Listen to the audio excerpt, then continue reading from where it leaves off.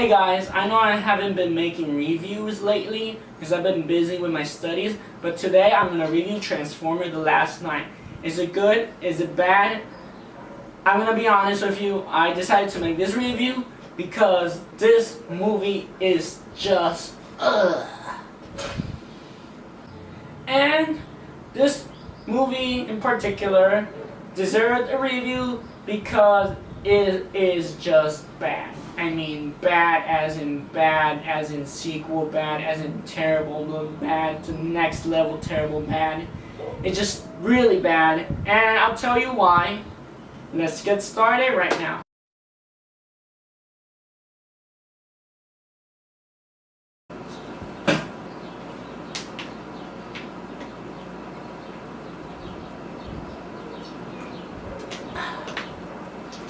Yeah, I'm drinking water because this review is gonna get rough.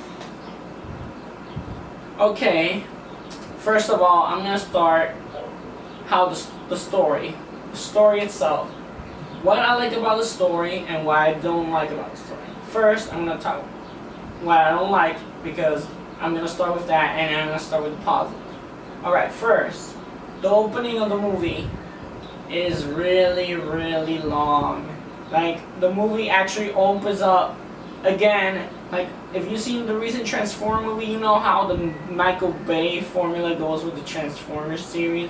He basically gives a lot of explaining, maybe a backstory about, like, okay, the Transformer used to exist on this era, this specific time, and there's a specific reason why this has happened is going to be connected to the present time of the movie, and why the Transformers are involved and the humans are wrapped up in this fiasco, I would say.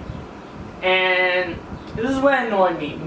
The opening of the movie was interesting, but if you seen the trailer, there's like this scene, this medieval battle, and that sequence was like, is interesting, but I completely did not care. The reason I did not care because it was boring as hell. I mean, like, it was just, you know, action, people stabbing and people are dying. I'm like, okay. I'm like, this is Transformers movies, and for now I haven't watched Transformers, and there's like around, I'm guessing around 10 to 15 minutes. Like, this scene was so long, and then just to, in the end, to establish like why is that specific sequence happening. I'm like, oh, okay, now it makes sense. And yeah, just really long action sequence. It was completely pointless. Like, they could chop it down and get to the point, and they didn't do that. And this movie's like 2 hours, around 31, 32, 34 minutes long. But yeah, alright, after that, I'll swipe that. After that, it goes back to the modern day, and then we see Cade Yeager, aka played by Mark Wahlberg, who's basically taken care of some of the Transformers and gone into hiding. Because again, the government around the world is like saying, you know what, Transformers are bad, let's just execute them and hunt them down. Again, like in the third movie and in the fourth one. It's just this complete formula all over. The same formula is really annoying, and it didn't brought nothing new to the table. And what irritated me the most is the story. The story had so many explanations, so many information that is basically telling you the same. Basically, it's like saying, hey guys, there's this evil bad guy who wants a specific item, and you have to get it because, you know, because you're the character who's supposed to do anything and save the world and, you know, do a bunch of shit. And I'm like, oh, so many exposition, I mean. It was just really bad. Just really bad, guys. Just really bad. Like, as bad. And like, this is the worst part. The worst part is Michael Bay just throw again all the subliminal messages and sexist jokes and all those jokes that he keeps using in all the film, like the word scrotum and other couple words. It's just, really, man? Like, come on, can you just like put that like dark, like that sexist humor aside because I kind of got tired of it, and it wasn't funny. I literally was watching this movie, I was bored, and I was literally bored. I was like, oh god, I'm waiting for this movie to end and get to to the last act. And that's the problem. The movie had so many explanation, so many exposition, some mild action sequence, expedition, and kind of tired me. I was like, yes, I know you guys had to get this for this reason, and you just do it. Or I want to see some Transformers, and that's a big problem in this movie. This movie had less Transformers in it compared to the rest of the other movies.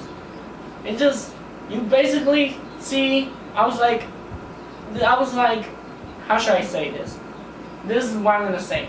I expected to see Bumblebee as being the leader of the Autobots in this movie, because since the last movie, you see Optimus Prime leave planet Earth to find the creators, and it turns out that Bumblebee basically took charge, but he barely did anything in the movie. He did certain things, but I was hoping to him be to get on the leader position, but they didn't show that, so that kind of bummed me out and disappointed me. They didn't have enough Autobots. Literally, they only have 4 or 5 Autobots in this movie, and they have very few screen time. They had quick jokes, but very few screen time. That's what kind of disappointed me. Like I said, there's a lot of explaining, and no Transformers whatsoever. It's a long period you don't see the Transformers around in this whole movie. You see them in the car form, and you're like, okay, they're just there just to take the main characters to A to B, and that's it.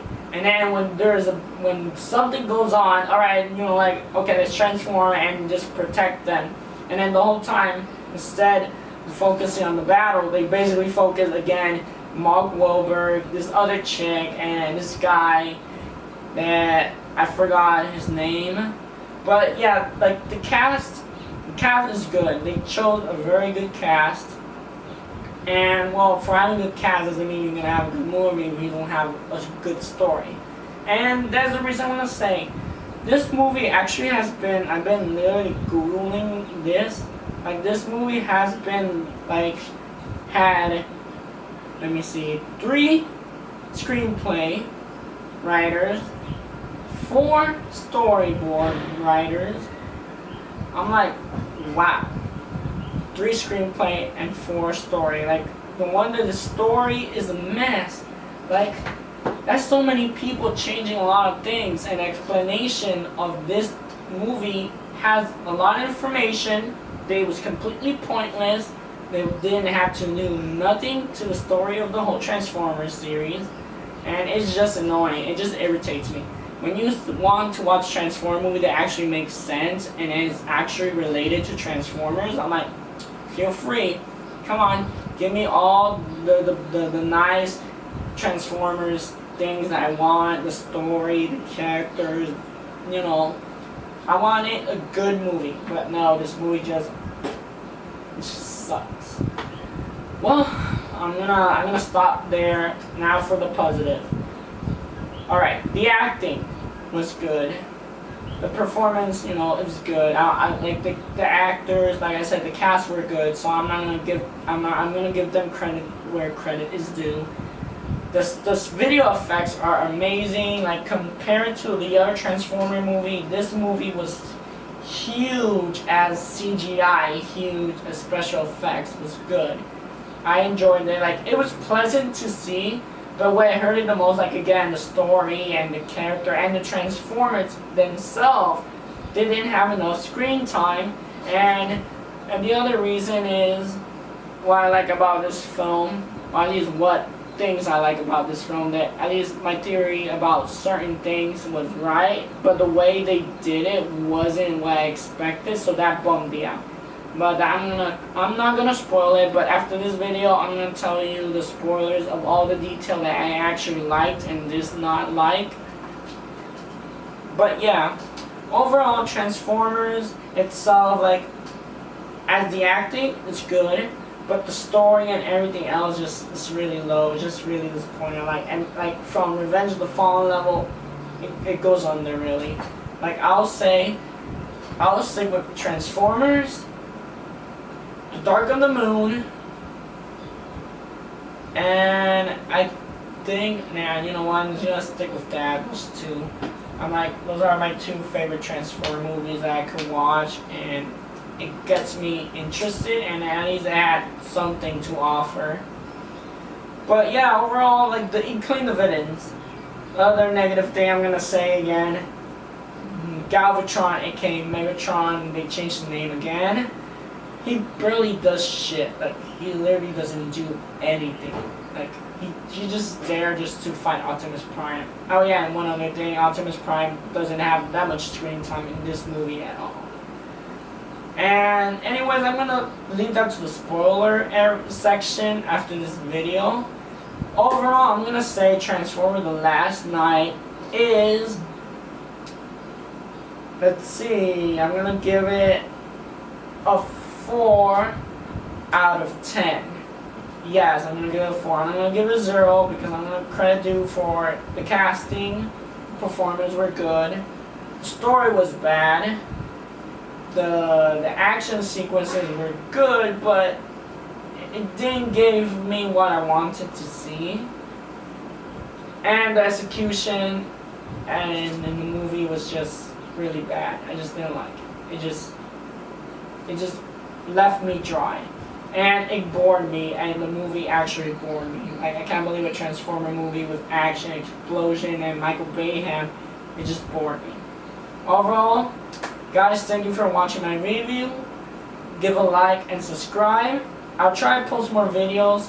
Anyways, let's go to my spoiler section, and I'm going to give you a couple of seconds. So if you guys do not want to get spoiled or haven't watched the movie, I already told you this is the non-spoiler section. And now I'm going to the spoiler section. So you got 5, 4, 3, 2, 1. Round 2. Spoiler section. This is like my revenge part. This is like when I get to redeem my sorrow for the Transformers.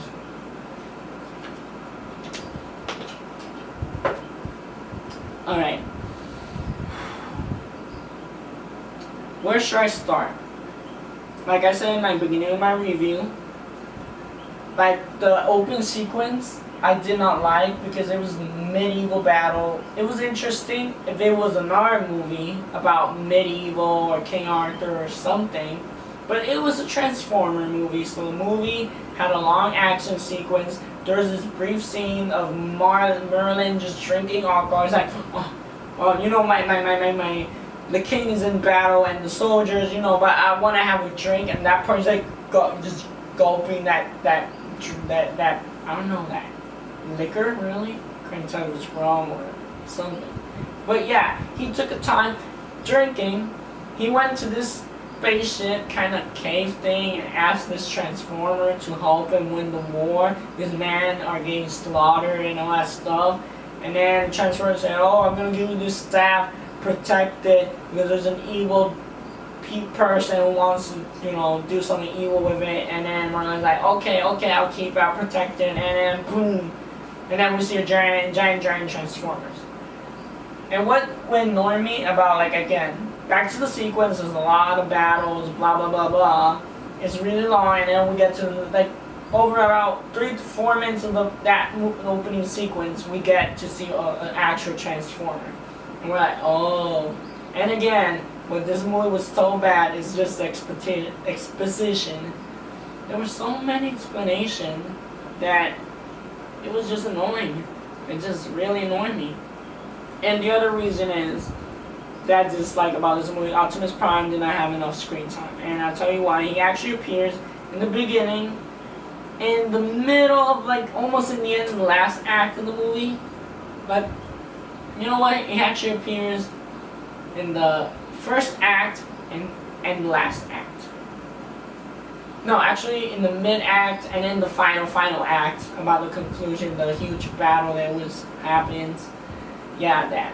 Like, Optimus Prime gets strapped, gets brainwashed, comes back, he takes the staff, what they want, to resurrect Cybertron, and then after that, he regains consciousness, because Bumblebee says, Martha! I mean, I am your friend. I will die along your side. Something like that. I know Bumblebee just talked and then just said, you know what? I'm okay if you kill me because you are my friend and I will die for you. And then Optimus Prime was like, Bumblebee, you are my friend. Oh my god, what I did. I almost killed you with the sword. And I was like, what the? Like, yes, the action sequences were interesting, but come on, Optimus, really? You just like went all marked on Bumblebee and you just regain all memory. And also, this one scene when literally Mark Wahlberg is carrying like this medallion that is like basically the medallion transforming basically gets stuck on him during the whole movie. And the one part before Optimus Prime gets slaughtered by the Knights, that thing just transforms into its sword, and he just literally just like holds the sword, clashing with the huge transformer, and then next thing in the movie, he just drops that sword whatsoever. He doesn't use it in the rest of the last act of the movie, like at all. He just like drops it, and that's it. I'm like, okay, so that the whole point of the journey, that medallion moving around, just okay, you got to point A to point B, and you just drop that weapon. They basically could hold a huge transformer sword against, like, imagine a human sword with a giant, huge blade the size of a two-block street, just smashing, and you just like clang, and you're like, that's like a useful weapon, you know? Like, I would keep that around and could like fight with a transformer sword, you know? But no, you just leave it there, and they forgot about it, pretty much. And everything pissed me off. After Optimus Prime took charge to defeat the enemy, he disappears during that whole last act of the movie. He said, oh, he just flies away, let Autobots charge, flies away. And then the whole action sequence, Mark Wahlberg just getting through the Cybertron, trying to get there, and then Decepticons comes, and then the Autobots come, they're defending them, and then they're like this huge battle going on. You just see bullets and explosion and Michael Bayham, and you hardly see any Transformer. You can't even tell which are the good guys and which are the bad guys, and you can't tell all the new Decepticons that they introduced in this movie. That was kind of pointless. One scene that they introduced when Megatron was actually like requesting like specific Decepticons. They were pointless and useless. They didn't even, they have character in the moment when they were introducing them, but they didn't do anything in the story. They didn't do anything for the character. They didn't show any how should I say, what is the word? They didn't show any clash, any obstacle for the Autobots. Like, if you want a villain versus good guys, you know, come on, like, give them a good fight, but no, they got executed right there, right then. You didn't even notice. You just saw, oh, someone died, but, you know, I don't give a shit. Like, oh, you died, you know. Oh, okay, I know you're an Autobot because, you know, you're the guy with that cigar. John Goodman, yeah, your voice. Yeah. And Hot Rod is, if you've seen the Transformers from the 80s, you know who Hot Rod is. He basically called Rod in his prime. That's the other thing at this point. This movie had Hot Rod, who basically is voiced by the Briton, a British person, which I'm like, I was expecting at least a more American, but I'm like, okay, I'm gonna let that slide. But after that, Hot Rod had barely any screen time. Again, he was like around the second act of the movie. And then explanation, and then action, and then, yeah, That's pretty much it. And also, Unicron. This is the most thing that kind of irritated me the most. I was expecting Unicron to be in this movie. And I will say, again, if you're watching this and you don't care about this, I'm going to spoil it big. Unicron is in this movie, but he doesn't show up physically. Well, he does appear, but you only see one of the horns. If you remember the Transformers 1968, basically a giant planet with a giant hole with two horns like this, like hooks like that, they kind of chomp, chomp, chomp. Yeah. So basically, what the movie explains is Unicron is basically living on planet Earth. So basically, Unicron is planet Earth. So what makes sense about that? It doesn't make sense because basically Unicron is like consumer or destroyer of worlds, something like that. And basically, it devours planets, and it's a giant robot that kills other planets and other living things. So that's why I'm disappointed. Like a 2.5-hour movie, like almost 3 hours, they have the perfect run time to develop that big bad villains. Basically like saying, okay, Infinity War is coming next year, and then when you watch Infinity War, Thanos comes out like around the last act with the Infinity Gauntlet, just like, so I'm here, and then we're like, wait, what happened?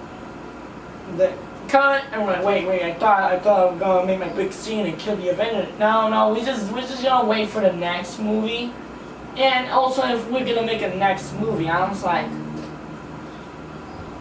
no, Unicron's supposed to be in this movie. This was the perfect movie to actually show him. But no, Michael Bay decided, hey, you know what? We're gonna build up the story for Unicron. And I'm like, oh jeez, why? Unicron's supposed to be in this movie because in the whole trailer you see a giant planet. I was like, hey, could that be Unicron? I hope so. No, but I was right about Unicron being in this movie, and he was, but he didn't do anything really. He was just basically in the movie. He's basically sleeping. He's like a sleeping dragon. Remember that dragon from The Hobbit, Smog? He's basically that dragon. He's basically a planet who's just sleeping and still hasn't awakened to cause havoc. And that's what disappointed about this movie. And after this movie ended, like in a rush, like boom, they won. Okay, Optimus Prime gives a big speech. There is a post-credit scene where I think I don't care anymore. Well, the main antagonist was basically the creator of the Transformers, basically. The Quentin, something, blah, blah, blah, I don't know. This is how much I care. Anyways, she appears in the end, disguised as a human, and then there's like this scientist expedition, like, looking at this giant horn that they explain the movie, but they don't actually show it until the end of that post-credit scene. And she's like, he doesn't like to be touched, but I can show you how to control it. And it's basically, it's Unicron. She's basically saying, you know, I'm going to teach you how to control Unicron, or aka, you know, I'm going to wake him up so he could devour the planet Earth. And, yeah. And that's basically Transformer Last Night. Alright. That's the bad that I have to get out of my system. Yeah, like, Optimus Prime had no screen time. Hot Rod also had no enough screen time. Bumblebee, they just wasted on him, showing him he could be a good leader and an interesting one. That's why I want to see Bumblebee to take charge for once. But he did stuff in the movie, so I was like, okay. Bumblebee had more screen time. He was like, you know, with Mark Wahlberg, but the other Autobot didn't do anything. So. But yeah, I'm gonna end this video here because I just talk and talk and talk. But I think I already let everything out, so I'm gonna end this video. So again, thank you for watching. Thank you for listening to me blab about this Transformer movie. And again, I do not like this Transformer movie. If you watch it, go ahead. you could enjoy it if you're not interested in those tiny details like what I just said. But I like I said, I want a good Transformer movie. A good Transformer movie has to deliver to the fans. Like saying, okay, Bumblebee, Optimus Prime. They're both are badasses. They're both very important characters. But the way they tell the story is not relevant to the Transformers saga or the Transformers series whatsoever. Only the names and the characters. But the story itself is not based on anything really. Not even the comics. I'm like, come on, not even the 80s TV show. Like, I noticed you guys are taking a couple things mostly from the 80s TV show. But come on, you put Hot Rod in this, and this is a specific reason that Hot Rod became Optimus Prime, because Optimus Prime died, and Unicron got destroyed in the Transformers, the movie. But I don't know. If Michael Bay is saying this is his last Transformers movie, and if they do make the 6th installment, I sure hope that the director who picks this up could just, I don't know, I just want a decent conclusion. I want Unicron, I want the Autobots joined together, and I want a Transformer movie with actual Transformers. Because this movie had a bunch of CGI moments. Like, they can actually maintain Bumblebee and Optimus Prime do at least stuff more than 15 minutes. Than just getting a bunch of expedition, a bunch of location, and a bunch of jokes of sexuality and stuff. Yeah. Well, I'm gonna say bye and yeah, thank you.